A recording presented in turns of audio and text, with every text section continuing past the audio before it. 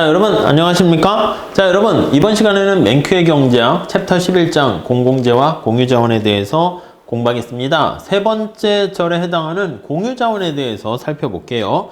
자, 교재는 264페이지 펼쳐주시면 되겠어요. 264페이지. 자, 거기 보시면 우리 공유자원이라는 것은 공동으로 소유하는 커먼이라는 말을 썼습니다. 그렇기 때문에 딴 사람이 소비를 하더라도 막을 수가 없어요. 그래서 기본적으로는 비배제성의 특성을 지닌다라고 보시면 될 것 같고요. 자, 여기에 더해가지고 근데 공동으로 소유하고 있지만 바닷속의 물고기에서 본 것처럼 경합성을 하나의 특성으로 가지고 있다라고 보시면 될 것 같습니다. 네, 이해하실 수 있으시겠죠? 요게 이제 출발점이 되는 겁니다. 자, 264페이지 거기 나와 있는 것처럼 그렇기 때문에 주인이 없는 거예요. 그래서 너도 나도 소비를 하는데 막을 수가 없는데 경합성이 있어. 그래서 바닷속의 물고기 같은 거라든가 우리 뒤에 나와 있는 마을의 목초지 가지고 얘기할 텐데 목초지, 바닷속의 물고기가 남획돼 가지고 다 고갈돼서 없어지는 겁니다. 그런 것을 우리가 맞습니다. 공유지의 비극, 공공자원의 비극 이렇게 얘기합니다. 공유자원 또는 공유지라고도 해요. 그래서 공유지의 비극 이렇게 되는 거예요. 그 내용을 우리 한번 살펴보도록 하겠습니다. 그래서 첫 번째 얘기가 바로 그거야. A번 보시면 이렇게 있습니다. 공유지의 비극 나와 있어요. 자, 첫 번째 줄에 중세에 작은 마을이 있습니다. 작은 마을이 있어요. 작은 마을 이렇게 있습니다. 자, 작은 마을을 상상해 보자. 이 마을의 가장 중요한 경제 활동이 양을 기르는 일이다. 양을 길러요. 양 못 그리겠네. 이렇게 양이라 합시다. 양. 이렇게. 그래서 양을 이제 기르게 되는데요. 자, 양을 키워가지고 양털을 팔아서 생활을 했습니다. 자, 그런데 이 작은 마을의 두 번째 단락에 보시면 마을의 양들은 대부분의 시간을 마을의 타운 커먼이라는 마을의 공동으로 소유된 곳에 존재하게 돼요. 그래서 거기 보시면 마을에 거기 보시면 공유지에서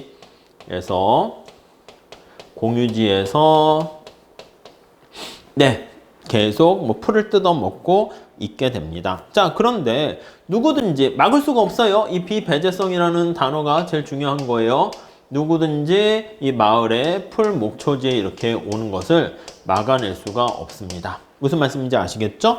자, 그런데 공동 소유이기 때문에 뭐 그냥 누가 들어와도 양을 데리고 들어와도 막을 수가 없어요. 자, 그런데 모든 사람들이 원하는 만큼의 풀이 굉장히 많으면 목초지가 풀이 굉장히 많으면 사실은 아무 문제가 없는 거야.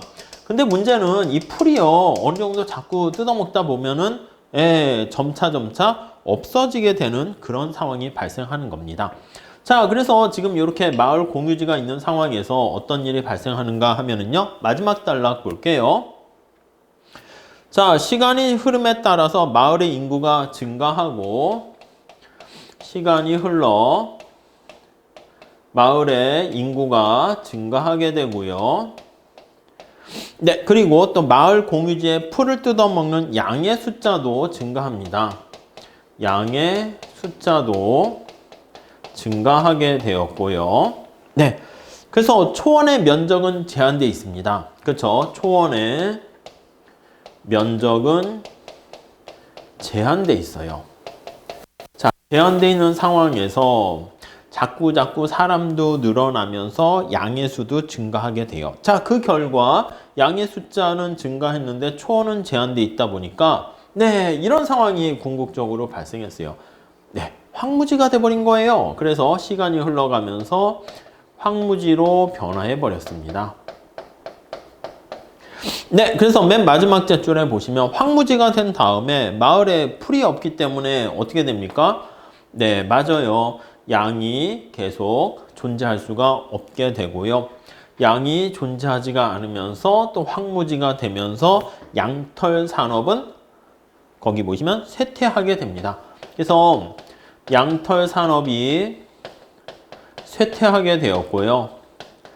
삶의 어떤 터전 기반이 바로 양털을 이용해 가지고 생계를 유지했었는데 양털 산업이 쇠퇴하게 되면서 마을 사람들은 말 그대로 생활 터전이 되는 생활의 기반을 잃어버리게 됐네요.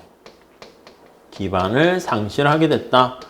네, 이렇게 보시면 되겠습니다. 다음 페이지 가볼게요. 자, 이렇게 삶이 피폐해지고 생활 기반이 상실하게 된 원인은 무엇일까요? 네, 여기 어떤 것 때문에 그렇게 된 걸까요? 네, 맞아요. 가장 두 번째 줄에 나와 있는데 뭐라고 얘기할 수 있냐면 이유는 Y라고 하면은요. 이유는 거기 보시면 사적 유인과 사회적 유인이 괴리되었기 때문이다. 그러니까 사적 유인과 그리고 사회 전체적인 측면에서의 유인이 괴리가 됐다. 두 개가 일치하지 않기 때문에 그렇게 된 것이다. 왜요? 이게 우리가 본 것처럼 개개인 입장으로 봤을 때는 우리 양아 튼튼하게 풀을 많이 먹어서 건강하게 무럭무럭 자라라. 그래야 자기한테 이득이잖아.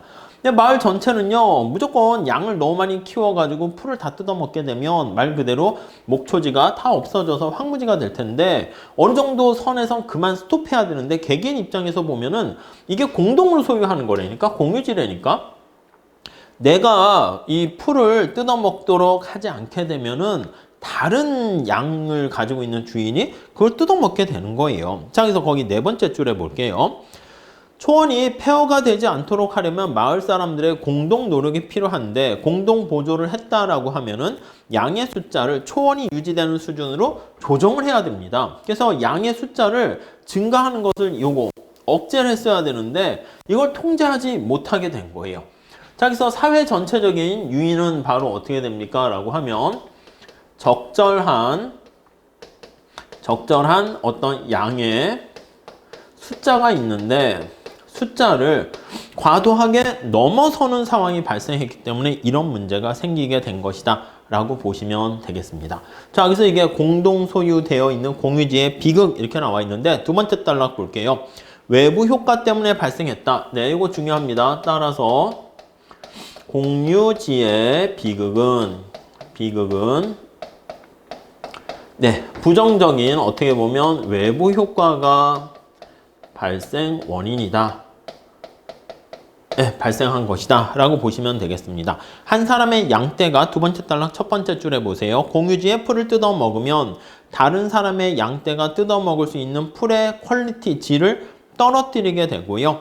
자, 그래서 사람들이 양을 몇 마리 소유할까 그걸 결정하는데 자신이 초래하는 이런 부정적인 외부 효과, 여기요. 부정적인 외부 효과를 사실 고려해야 되거든요. 근데 이 부정적인 외부 효과를 개개인들은 고려하지 않게 되는 거예요. 자, 여기 다시 볼게요. 사회적 전체 측면에서 봤을 때는 이러한 부정적 외부 효과를 고려하는 게 바람직한데 사적 유인, 우리 외부성에서 봤었잖아요. 개개인 입장으로 봤을 때는요. 이러한 부정적인 외부 효과를 고려하지 않습니다. 그래서 따라서 정리를 하면 네, 개인 입장에서 봤을 때는 개인은 네, 여기 나와 있는 부정적인 외부 효과를 내부화시키지 못하는 거야. 그래서 부정적인 외부 효과를 고려해야 되는데 고려하지 않게 되었고 네, 그래서 거기 세 번째 단락에 한번 보세요. 네, 부정적 외부 효과를 고려하지 않게 되었고 그래서 양의 수가 키우는 양의 수가 너무 과다하게 키워졌기 때문이다. 이렇게 보시면 돼요. 그래서 원인은 이거네요. 공동으로 소유할 수 있는 비배제성 때문에 근데 목초지의 풀은 경합성을 지니고 있기 때문에 이런 문제가 발생하게 됩니다. 아무튼 원인은 알았습니다. 자, 그러면 어떻게 해결책은 있을까요? 해결 방안 한번 생각하겠습니다. 방안은 알아서 윤리 도덕적으로 계몽을 통해 가지고 야, 과도하게 양을 너무 키우면 우리 다 같이 망하게 되는 거니까 좀 살살 하자 이렇게 하면 좋은데 그게 뭐 쉽진 않습니다. 네, 그런 방법이 하나 있고요. 그래서 첫 번째 해결책은 자, 우리 두 번째 줄에 나와 있어요. 세 번째 단락에 마을 주민들이 소유할 수 있는 양의 숫자를 규제하는 거예요. 양의 수를 규제합니다. 야, 어느 정도까지만 양을 키우자. 이런 방법이 있겠네요. 다음 두 번째. 양의 소유에 세금을 부과해서 외부 효과를 내부하는 거야. 양을 키우게 되면 텍스를 부과해서 부과로 우리가 외부 효과를 내부화한다. 이렇게 보시면 될 것 같습니다. 내부화한다는 게 뭐예요? 외부성을 해결한다. 이렇게 보시면 되겠고, 세 번째 줄. 초원에서 풀을 먹일 수 있는 허가권을 경매에 붙일 수 있습니다. 오염 허가권 그거랑 비슷해요. 허가권을 경매에 붙이게 된다. 이렇게 보시면 될 것 같습니다. 자, 그런 방법이 있습니다. 자, 그리고 다음 단락에 보시면 그러나 토지의 경우는 보다 쉬운 방법이 있다. 그래서 바로 뭐냐면 이거는 일반적인 경우를 얘기하는 것이고, 앞서 살펴본 것처럼 양과 같은 토지의 경우는 지금 이게 공동으로 소유하게 되니까 양이 저쪽 다른 이웃의 양이 막 목초지를 막 휘젓고 다니고 그렇게 해서 발생하는 거잖아요. 그래서 거기 보니까 담장을 쳐가지고요, 공유지를 분할하는 방법이 있네요. 공유지를 분할하는 거야. 분할하게 됩니다. 그래서 담장을 치는 거죠. 칸막이를 하는 거야. 이게 뭐야? 소유권을 결국은 획정해 준다라고 생각하시면 되겠습니다. 그래서 두 번째 줄에 보시면 각각의 소유주는 자신의 토지에 담장을 쳐가지고요, 구획을 설정하는 거예요. 자, 여기는 넘어가면 안 됩니다 하고 구획을 설정하게 되고, 그 다음에 구획을 설정한 다음에 각자 소유를 하게 되는 거예요. 과잉 방목을 막게 되는 거예요. 그래서 지금 양을 너무 많이 키워가지고 문제가 되는 거 아니겠습니까? 그래서 과잉 방목을 억제한다. 이렇게 보시면 될 것 같고요. 자, 그렇게 되면 어떻게 되는 거야, 이거는? 맞아요. 사유재산이 되는 거죠. 결국은 주인이 없는 비배제성, 이걸요, 배제를 시켜버리는 겁니다. 그래서 사유재산이 되도록 만든다. 이렇게 보시면 될 것 같습니다. 이렇게 구획을 짓는 이러한 행위를 뭐라 그럽니까 하면 세계사 시간에 들어보셨을 거예요. 인클로저 운동이다. 이렇게 얘기합니다. 17세기 영국에서 실제로 발생했다. 이렇게 나와 있네요. 그래서 이런 게 인클로저 운동. 이렇게 보시면 될 것 같습니다. 이렇게 정리하시죠. 자, 그 다음에 공유지 비극이 가져다주는 몇 가지 교훈 나와 있는데, 다음 단락에 가보시면 한 사람이 공유 자원을 사용하게 되면 다른 사람들이 공유 자원을 사용하는데 제한을 받는다. 밑줄 치시고 그게 뭐예요? 그렇죠. 경합성이 있다는 거 아니겠습니까? 그래서 이러한 부정적인 외부성이 발생하게 되고, 그러다 보니까 과다하게 과잉으로 이렇게 목초지를 방목하게 되는 그런 문제가 발생하게 됩니다. 자, 그래서 거기 보시면 공유자원을 이렇게 궁극적으로는 사유재산, 사유자원으로 만들게 되면 해결할 수 있다라고 얘기하고 있습니다. 마지막 단락에 아리스토텔레스가 옛날 수천 년 전부터 이런 얘기를 했다고 얘기합니다. 사람들은 여러 사람과 공유하는 재산은 잘 간수하지 않는다. 제대로 꿰뚫어 봤죠. 누구든지 다른 사람과 공유한 물건보다는 자기 물건에 관심을 갖기 때문이다. 그렇습니다. 그래서 모두의 재산이 되는 산, 강, 바다 이런 것들은 사실 인류 공동의 자원인데, 그 얘기는 어느 누구의 재산도 아니다. 어느 누구의 것도 아니다. 이렇게 돼서 공유지의 비극을 이렇게 맞이할 가능성이 있다라고 보시면 되겠습니다. 자, 그러면 공유지의 대표적인 예가 또 뭐가 있습니까? 한번 살펴보도록 하겠습니다. B번, 중요한 공유 자원의 예, 이렇게 있어요. 한번 볼까요? B번. 자, 공유 자원의 어떤 사례, 예, 이렇게 한번 보도록 하겠습니다. 자, 첫 번째, 지금 비배제성 때문에 과다하게 사용하는 거, 그게 바로 공유재 비극, 이렇게 얘기했어요. 자, 첫 번째는 뭐가 있습니까? 라고 하면요. 다음 페이지 가보시면 깨끗한 공기와 물, 이렇게 있습니다. 이해하시겠죠? 깨끗한 공기와 물, 이런 것들. 자, 그래서 거기 보시면은 환경오염 같은 거 우리가 얘기했었습니다. 그래서 환경오염 같은 게 이런 깨끗한 자원과 물과 공기가 없어지는 걸 얘기하잖아요. 그래서 정부가 어떻게 됩니까? 정부가 개입을 해가지고 세금을 때리거나 이래가지고 환경 파괴를 막게 되는 걸 알 수가 있겠습니다. 자, 그래서 오염물질을 과다하게 배출되는 것을 막게 되는 현대판 공유지의 비극, 이렇게 보시면 되겠고요. 다음 두 번째, 혼잡한 도로야. 자, 혼잡한 도로, 국도라고 보시면 되겠어요. 어느 누구도 다 왔다 갔다 할 수 있습니다. 근데 너무 많은 사람들이 몰리다 보니까 혼잡 발생했어요. 경합성이 있다는 것이죠. 자, 그러면 도로는 공공재일 수도 있고 공유자원일 수도 있는데 지금 얘기한 것처럼 공동으로 특히 경합성이 없게 되면 공공재가 되는데 도로가 이렇게 혼잡하다라고 하면 이 혼잡하다라는 게 바로 경합성이 있다라는 겁니다. 그래서 이 혼잡한 것 때문에 사람들이 막 싸움이 일어나기도 하잖아. 뭐 끼어들기 하면 끼어들기 같은 거 하면은 아 뭐야 뭐 이게 여유가 펑펑 있게 되면 누군가가 끼어들면 아이고 급한 사람인가 보지 이렇게 되는데 명절이나 이럴 때 차들이 빽빽하게 아니면 우리가 이제 출퇴근 시간에 교통체증이 있는 경우에 혼잡한 이런 상황이 발생하게 되면 부정적인 외부성이 이제 발생하게 되는 것이죠. 부정적인 외부 효과가 이렇게 작동하게 되는 상황이다. 이렇게 보시면 될 것 같고요. 자, 그래서요. 다음 페이지 한번 가보시면 자, 268페이지 첫 번째 줄 보세요. 어떤 사람이 끼어들면 다른 사람이 사용하는 것을 방해한다. 그래서 이렇게 혼잡한 고속도로, 아니 혼잡한 국도 같은 것은 공유자원의 속성을 가지고 있습니다. 이거 어떻게 해결합니까? 혼잡한 도로 같은 거 해결하는 방법은 맞아요. 세 번째 줄에 보시면 혼잡 통행료를 부과하는 거야.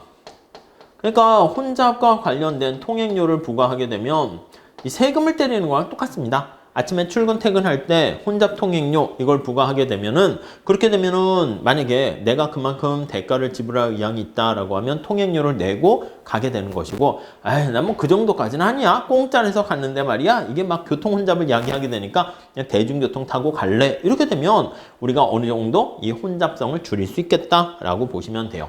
그래서 혼잡한 통행료 이런 것을 뭐라고 하냐면 두 줄 내려가 보시면 교정적 조세라는 표현을 쓰게 됩니다. 망가진 어떤 상황을 시장 실패를 치유하는 조세다 이렇게 보시면 되겠습니다. 자, 그래서 우리 앞에도 나와 있습니다. 앞에도 우리 도심으로 가게 되면은 여러 가지 주차장을 찾기도 쉽지가 않고요. 유료 도로의 필요성 해서 나와 있는데 교통체증을 막는 여러 가지 방법 그거는 인류 옛날 로마 시대부터 발생했었는데 결국은 통행료를 부과하게 되면 사람들이 그만큼 도로를 사용하는 걸 줄이게 되니까 혼잡을 막을 수 있다라고 보시면 되겠고 268페이지도 전문가들에게 물어봤습니다. 혼잡세를 부과하는 거에 대해서 어떻게 효과가 있다라고 생각합니까? 예, 대부분의 경제학자들이 98% 이상 동의합니다. 이렇게 얘기를 했네요. 자, 그래서 뭐 두 번째 단락에 보시면 런던이라든가 스톡홀름 같은 몇몇 도시는 혼잡 통행료를 부과해 보니까 교통 혼잡을 진짜 줄이는 효과를 보게 되었더라. 물론 이 혼잡 통행료가 계속 그러는 게 아니라 출퇴근 시간에 한정해서도 우리가 부과할 수 있게 되는 거 알 수 있겠습니다. 그 정도. 아니면은 우리가 이 혼잡 통행료를 부과할 수도 있고 아니면 기름값에 부과하는 거야. 거기 보시면 휘발유에 세금을 부과하는 것도 요거랑 똑같습니다. 그래서 휘발유에 세금을 부과하게 되면은 그러면 물론 그냥 비용이 증가하게 되니까 자동차를 덜 끌고 나오게 된다. 이렇게 보시면 되겠습니다. 다음 세 번째 한번 볼게요. 세 번째는 물고기, 돌고래와 같은 야생동물 이런 게 있습니다. 물고기 아니면 돌고래와 같은 야생동물 네, 이렇게 보시면 되겠네요. 자, 그래서 이러한 경우 거기 첫 번째 줄 볼까요? 야생동물은 공유자원이다. 네, 오케이 동의하시죠? 물고기나 돌고래는 바다에 있어가지고 사적인 어떤 시장의 가치가 있지만 누구나 바다에서 잡을 수가 있는 그런 어떻게 보면 자원이라고도 볼 수 있어요.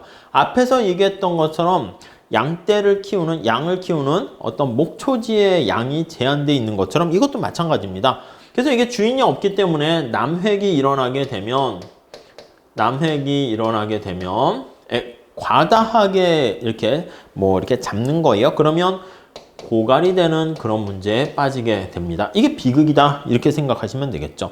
이거 해결 어떻게 하면 됩니까? 많이 못 잡게 해야 돼. 근데 문제는 거기 다음 단락에 나와 있듯이 좀 쉽지가 않아요. 왜냐면 얘네들이 사는 동네가 어딥니까? 아시겠지만 바다예요. 바다.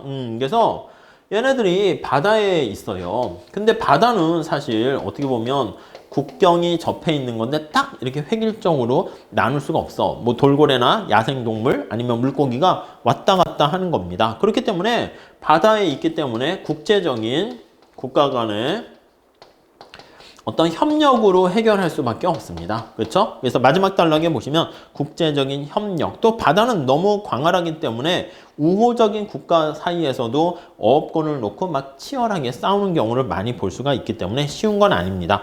그래서 미국에서는 법으로 이제 규제를 하기도 합니다. 그래서 사냥을 하거나 물고기를 잡거나 등등 할 때는 어떤 면허라든가 자격이 있어야 된다. 그리고 일정 기간 동안 뭐 이렇게 막 물고기가 새끼를 낳고 그렇게 하는 경우에는 좀 억제를 한다라는 거 알 수가 있겠습니다. 자, 그래서 오른쪽에 가보시면은요. 소랑 거기 보시면 버팔로 들소가 있었는데 거기 보시면 왜 멸종되지 않았는가? 아프리카의 코끼리랑 이렇게 있는데 왜 멸종되지 않았는가? 그 얘기를 합니다. 그래서 우리가 아프리카의 코끼리와 버팔로의 소 이렇게 있는데 코끼리는 멸종 직전에 있었는데 미국의 버팔로 같은 소 이런 것은요 멸종이 되지 않는다라고 합니다. 이 방법이 뭡니까? 두 번째 단락 볼게요. 자, 소는 인간 생활에 매우 가치가 있고 중요한 건데 소는 멸종되리라고 생각하는 사람은 없어요. 소고기에 대한 고기 수요도 많고 가죽에 대한 수요도 굉장히 많지만 소는 멸종의 위험에서 멀리 떨어지게 됩니다. 무슨 차이가 있을까요? 멸종의 위협과는 거리가 멀어요. 자, 왜 그렇게 됩니까? 라고 하면요. 소는요, 거기 다음 단락에 보시면 주인이 있어요.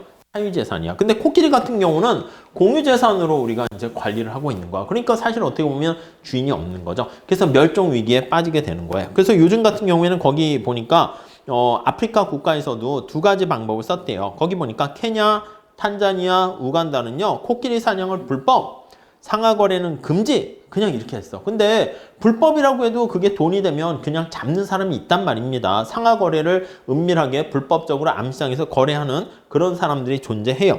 자, 그런데 거기 보니까 대조적으로 보츠와나, 말라위, 나미비아, 짐바브웨 이런 나라는요. 거기 보시면 자기 소유의 토지에서만 사냥할 수 있도록 해서 코끼리를 사유화시켰어. 그러니까 이 코끼리는 내 거야. 그러니까 코끼리의 주인을 갖다 주게 되는 거니까 코끼리를 막 그냥 잡을 수가 없네요. 자, 우선 전자의 그런 방법, 그냥 불법 이렇게 했던 나라랑 야, 그러니까 코끼리 자체도 사유재산으로 인정해가지고 야, 네가 잘 어떻게 해서 관리해 이렇게 한 경우랑 어떤 경우에 코끼리한테 멸종의 위기에서 좀 멀리 떨어지게 했는가라고 했을 땐 후자였다는 거예요. 그래서 이렇게 사유재산을 부여하게 되면은 내 거라는 생각이 들어가지고 앞에서 얘기했던 공유제 비극 같은 문제를 해결할 수 있게 되었다. 결국 포인트는 뭐냐면 소유권을 부여하는 거야. 소유권을 부여하고 그래서 이윤을 획득할 수 있는 동기를 활용하게 되면은 이게 오히려 멸종과는 거리가 먼 그런 행동을 하게 된다. 결과를 얻게 된다라고 보시면 되겠습니다. 자, 그래서 우리가 마지막 결론 보시면 재산권의 중요성 해서 얘기하고 있습니다. 거기 내용을 한번 볼게요. 시장이 적절하게 해결할 수 없는 그런 재화가 있음을 깨달았었어요. 그래서 두 번째 줄 보니까 시장의 기능은 우리가 호흡하는 공기를 항상 깨끗하게 유지해 줄 수가 없고 국가를 외침에서 지켜줄 수 없다라는 것을 알았습니다. 네, 그래서 공공재의 특성이라고 볼 수가 있어요. 자, 그래서 270페이지 가보시면 두 번째 줄 볼게요.